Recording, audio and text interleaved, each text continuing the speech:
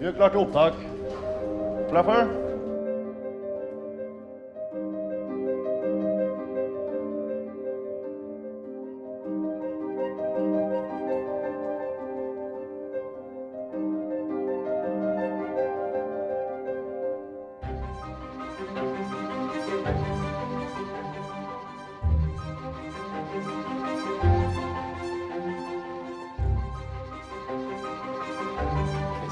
No. Please, please, please, please.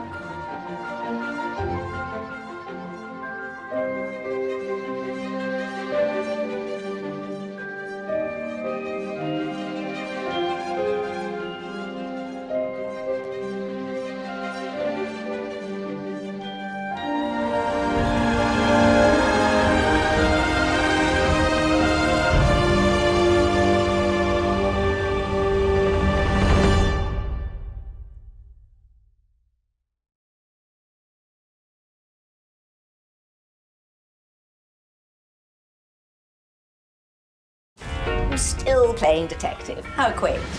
I can assure you that I can get to the bottom of this for an ever so professional fee. Murder, missing treasure, ghosts. 9 lives, this one.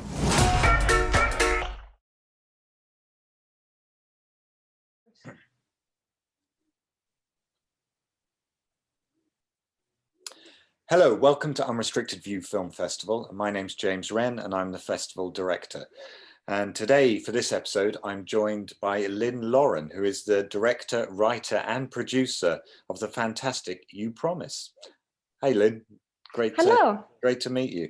Before we talk about the film, I've been asking people, how has sort of your work been affected by the pandemic? Well, how has it not been affected? I guess is almost the question, because everything has changed. I mean, one thing is that all festivals are online, so that is of course different, and it's been, of course, it's been a little bit unfortunate, but it's also been cool because there's been a lot of film festivals, not just the ones I've been part of myself, but that you can take part of and view from anywhere. So that has also been cool. And I also work at the small art house cinema and film festival venue in Sweden. And our audience limit has been 8 for quite a while. So of course that's very different because it's often many hundred people a day. And so everything has been different, of course, but I've still, me personally, had a really good year, which I'm grateful for, despite everything, even if, of course, I've been very sad about everything that has happened. But I'm happy I was able to finish my film before all of this went down, because I think it would have been harder to shoot and all of that during the pandemic. Well, definitely, yes. So, all right, just take us back to the beginning. How did all this project come, how did the project come together? How did it, where did the idea come from? And, I lived in LA at the moment, and I was walking home and I thought about a dream that I had when I was little. I don't know the exact age, but it's similar to the dream in the film when the father has a snake in the bed and the little girl is on a swing set. And I had a dream during the time when, or after the fact that my parents got divorced, I had a nightmare about a snake in his bed and him being in danger, and me myself just continuing on and playing, but feeling that something was going on. And I've always remembered that dream and other nightmares that I had during that time of my life. And I thought that wouldn't it be interesting to create a story about not exactly my life, but with that dream as a central idea of why would you have a dream like that? Because a lot of times when grown-ups go through things, we know that things are happening and that it's affecting us. It doesn't make it easier, but we kind of know what's happening. But when things happen when you're a kid, you don't always know what's happening, and it might not seem to affect you, but then it affects you in a different way.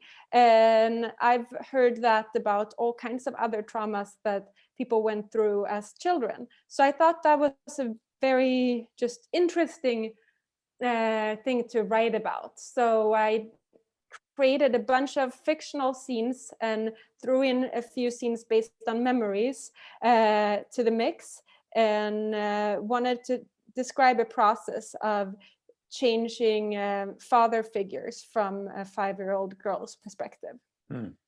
No, it's interesting you say it came from your dreams, because there is something, it feels very personal in some way. The film feels like it, I sort of did think that this, were you writing from some kind of, personal experience? But I mean, you had a great cast in there, and it was shot so well. I mean, had you worked with a cast and crew before? A couple of them, but most of them not. The production designer and I had worked together before, and I've known her for 26 years. She's my childhood friend. And the editor and I, we've worked together many times, and a lot of the composers and the musicians I'd worked with before. But all the other people were people I'd never worked with, because it was shot in Sweden and I had lived in the US for a long time. And I don't think I had worked with any of the actors either, and that's also for the same reason. But I knew the woman who played the mother. I knew her. She's Swedish, but I knew her from New York. She actually lives in New York, and she came to Sweden to play the role, and I think she was perfect for it. So yes, yeah. she was. Yeah, she was fantastic. So what's next for you?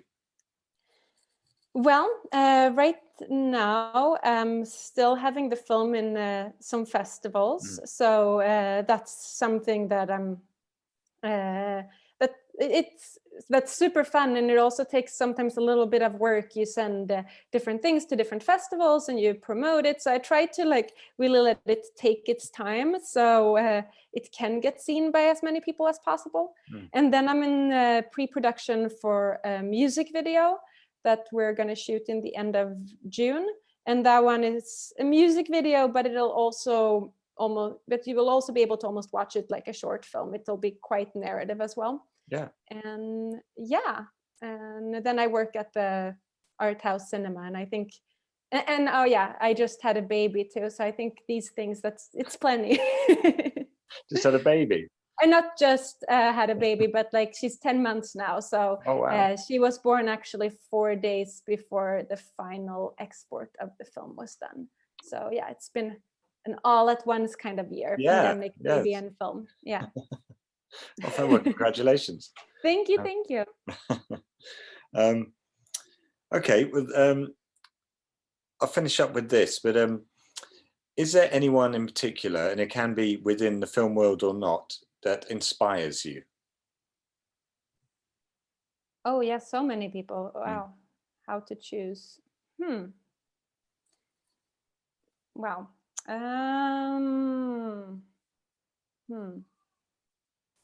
Sorry, it's one of those questions, isn't it? No, sorry. Sometimes I'm bad at also when people are like, what is your favorite movie? And I'm like, but I have 40.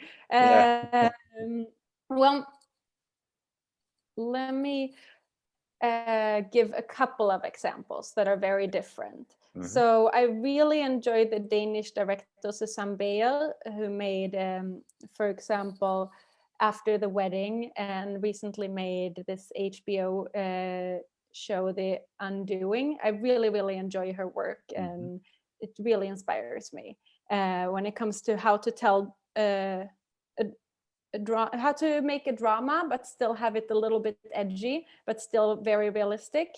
And then I also really get inspired by directors that are all the way out there. Like I've always been a big David Lynch fan, for example, and I've seen every episode of Twin Peaks 3 times, like me and like every other filmmaker. But I think it's like so much creativity and excitement. So I'm the type of person, I love everything that's good. It doesn't have to be a particular genre. I can love a horror movie and I can love a documentary, but I love when it's unique and creative and artistic, and it's not trying to be the same as everything else.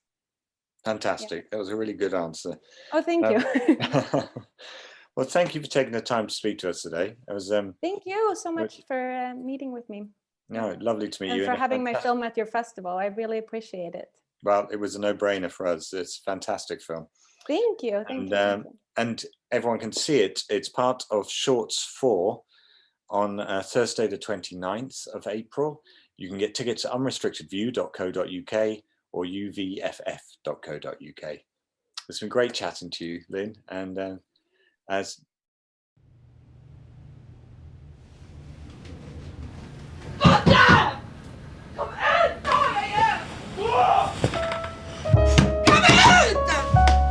Mamma, varför bråkar ni så mycket?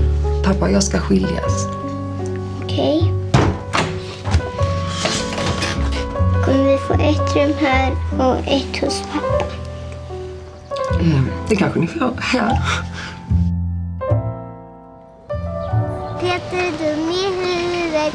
Peter är dum i huvudet. Alla säger att det är snälla saker, men ibland är det inte alls snällt.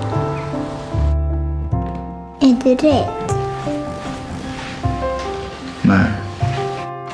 När kommer du hem? Jättesnart. Om några dagar bara. Lovar du det? Det är klart. Oroa dig inte.